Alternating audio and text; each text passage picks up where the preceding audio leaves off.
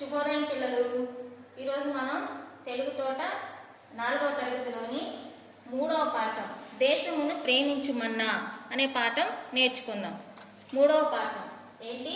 దేశమును ప్రేమించుమన్నా. ముందుగా మనం పాఠం యొక్క ముందర చిత్రం గురించి మాట్లాడుకుందాం. చూడండి, ఇక్కడ ఈ చిత్రంలో మనకి ప్రాథమిక పాఠశాల బడి కనిపిస్తుంది. ఈ బడిని చాలా చక్కగా అందంగా అలంకరించారు. ఇంకా చెట్లు కూడా ఉన్నాయి. ఈ బడిలో 4 విద్యార్థినులు ఉన్నారు. వాళ్ళు ఏం చేస్తున్నారు? ఇద్దరేమో జాతీయ జెండాకి రంగులు వేస్తున్నారు, ఇద్దరేమో పువ్వులతో పుష్పగుచ్చాలని తయారు చేస్తున్నారు.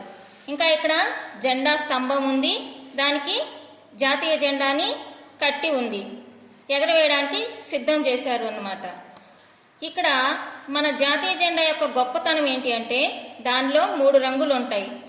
కాషాయం రంగేమో త్యాగానికి గుర్తు, మధ్యలో తెలుపేమో దయకు, సత్యానికి, వెలుగుకి గుర్తు, కింద ఆకుపచ్చ రంగేమో పచ్చని పైరు పంటలకి గుర్తు, మధ్యలో ధర్మచక్రం ఉంటుంది, అది ధర్మపాలనకు గుర్తు. తర్వాత ఇక్కడ కవి పరిచయం చూద్దాం. చూడండి, ఈ గేయాన్ని రచించిన కవి గురజాడ వెంకట అప్పారావు. ఈయన 21/9/1862లో జన్మించారు.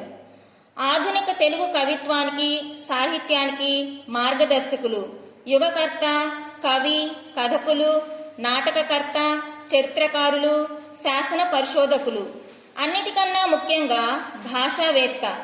తెలుగు సాహిత్యంలో వాడుక భాషను ప్రవేశపెట్టి చిరస్మరణీయమైన రచనలు చేశారు. కన్యాశుల్కం నాటకం ఆధునిక తెలుగు సాహిత్యంలో అత్యంత విశిష్ట రచన. తెలుసుకున్నారు కదా, కవి గురించి మీరు జాగ్రత్తగా నేర్చుకోవాలి. మీ అందరి దగ్గర ఈ పుస్తకాలు ఉన్నాయి కాబట్టి మీరు కవి గురించి నేర్చుకోవాలమ్మా. తర్వాత ఇప్పుడు మీకు ఈ గేయాన్ని నేను రాగయుక్తంగా వినిపిస్తాను, జాగ్రత్తగా వినండి. దేశమును ప్రేమించుమన్నా, మంచి అన్నది పెంచుమన్నా, ఒట్టి మాటలు కట్టి పెట్టోయ్, గట్టి మేలు తల పెట్టబోయి, పాడి పంటలు పొంగి పొర్లే, దారిలో నువ్వు పాటు పడబోయ్, తిండి కలిగితే కంట కలదోయ్, కంట కలవాడేను మనిషోయ్, దేశాభిమానం నాకు కద్దని ఒట్టి గొప్పలు చెప్పుకోపోయి, పూని ఏదైనాను ఒక మేలు కూర్చి జనులకు చూపబోయి, సొంత లాభం కొంత మానుకు పొరుగు వాడికి తోడు పడబోయ్, దేశమంటే మట్టి కాదోయ్, దేశమంటే మనుషులోయ్, చెట్ట పట్టాలు పట్టుకొని దేశస్థులంతా నడవవలెనోయ్, అన్నదమ్ముల వలెను జాతులు మతములన్నీ మెలగవలెనోయ్. చూడండి పిల్లలు, ఈ గేయం యొక్క భావం చెప్తున్నాను, జాగ్రత్తగా వినండి. దేశమును ప్రేమించుమన్నా, మంచి అన్నది పెంచుమన్నా. ఈ దేశం నాది అనుకొని ప్రేమిస్తూ మంచి అన్నది పెంచుతూ ఉండాలి. ఒట్టి మాటలు కట్టి పెట్టోయ్, గట్టి మేలు తల పెట్టవోయ్. ఒట్టి మాటలు చెప్పడం మానేసి ఏదైనా మేలు, ప్రజలకు మేలు చేయాలని నువ్వు అటువంటి పనులు చేయాలి. పాడు పంటలు పొంగి పొర్లే, దారిలో నువ్వు పాటు పడవోయ్. పాడి పంటలను అభివృద్ధి చేసే పనిలో నువ్వు పాటు పడబోయ్, కృషి చేయబోయి. తిండి కలిగితే కంట కలదోయ్, కంట కలవాడేను మనిషోయ్. నీ విధంగా పాడి పంటలు కోసం కృషి చేయడం వల్ల మనకి ఆహారం దొరుకుతుంది. అటువంటి ఆహారం తినడం వల్ల మనిషి ఆరోగ్యంగా ఉంటాడు. దేశాభిమానం నాకు కద్దని ఒట్టి గొప్పలు చెప్పుకోకోయి. దేశాభిమానం నాకు కద్దని, నాకు చాలా దేశాభిమానం ఉంది అని నువ్వు ఒట్టి మాటలు చెప్పుకోకు. పూని ఏదైనాను ఒక మేలు కూర్చి జనులకు చూపబోయి. నీ ప్రయత్నంగా ఏదైనా ఒక మేలు ప్రజలకు, జనులకు అంటే ప్రజలకు చేసి చూపించు. సొంత లాభం కొంత మానుకు, పొరుగు వాడికి తోడు పడవోయ్. నీ సొంత లాభం కోసం చేసే పనులను మానుకొని పొరుగు వారికి, ఇతరులకు సహాయపడడానికి నీవు ప్రయత్నం చేయి. దేశం అంటే మట్టి కాదోయ్, దేశం అంటే మనుషులోయ్. దేశం అంటే మట్టి, రాళ్ళు మాత్రమే కాదు, దేశం అంటే మనుషులు ఉన్నారని గుర్తించు.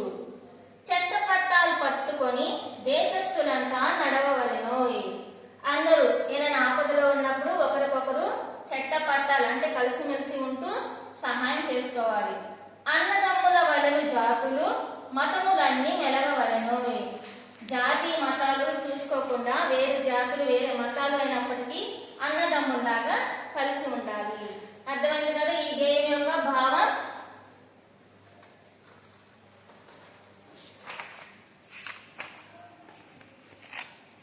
అర్థాలు చూడండి అమ్మా. ఒట్టి, ఏమీ లేని, కద్దు, కలదు లేదా ఉన్నది, దేశాభిమానం, దేశం మీద ప్రేమ, చట్టపట్టాలు, ఒకరి చేతిని మరొకరు పట్టుకొనడం, తోడుపడు, సహాయపడు. ఇంకొకసారి చూడండి.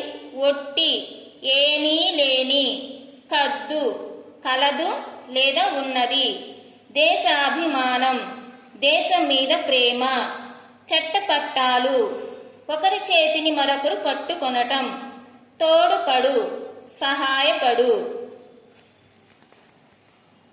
తర్వాత అంశం చూడండి. చదవడం, వ్యక్తపరచడం. పాఠం ఆధారంగా ప్రశ్నలకు జవాబులు రాయండి. ఇక్కడ ఏమడుగుతున్నారు చూడండి. మొదటి ప్రశ్న, గట్టి మేలు తలపెట్టాలంటే మనం ఏమి చేయాలి? సమాధానం చూడండి. ఒట్టి మాటలు చెప్పకుండా ప్రజలకు సాయం చేయాలి. తర్వాత ప్రశ్న, మంచిని పెంచడం అంటే ఏమిటి? జనులకు ఎల్లప్పుడూ సహాయం చేయాలి. ఈ విధంగా సహాయం చేయడం వల్ల మంచిని పెంచడం అంటారు. తర్వాత అంశం చూడండి. కింది వాక్యాలు చదవండి. వీటికి సంబంధించిన గేయ పాదాలను పాఠంలో గుర్తించండి. ఇక్కడ కొన్ని వాక్యాలు ఇచ్చారు, వాటిని మనల్ని గేయంలో గుర్తించమంటున్నారు.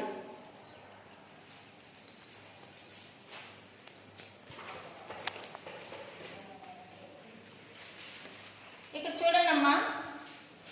పాడి పంటలు సమృద్ధిగా పండించే దారిలో నువ్వు కృషి చెయ్యి. ఇది రెండవ గేయంలో 1, 2వ పాదంలో ఉన్నాయి.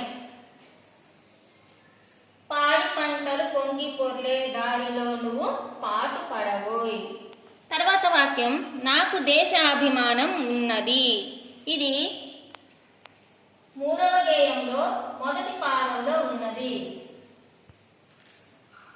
తర్వాత, దేశం అంటే మట్టి కాదు మనుషులు.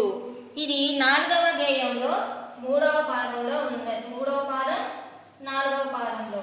దేశం అంటే మట్టి కాదు, దేశం అంటే మనుషులు.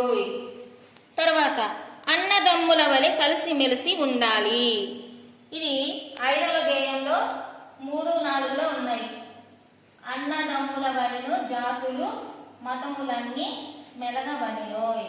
అలా మీరు కూడా ఈ వాక్యాలు చూసి ఈ గేయంలో గుర్తించవలసి ఉంటుంది.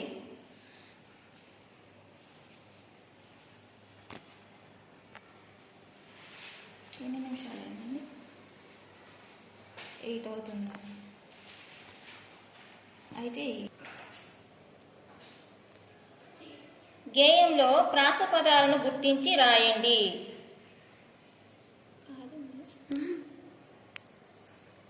చూడండి. వాళ్ళు ఉదాహరణకు ప్రేమించుమన్నా పెంచుమన్నా అని ఇచ్చారు. ఇలాంటి ప్రాస పదాలు అంటే మీకు తెలుసు కదా, వాక్యంలో చివర ఒకే రకంగా ఉండే పదాలను ప్రాస పదాలు అంటారని తెలుసు కదా మీకు ముందు తరగతిలో. ఇక్కడ చూడండి.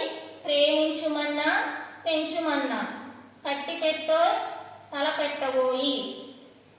తర్వాత, కండకలదోయ్ మనిషోయ్, చెప్పుకోకోయి చూపవోయి, మట్టి కాదోయ్ మనుషులోయ్,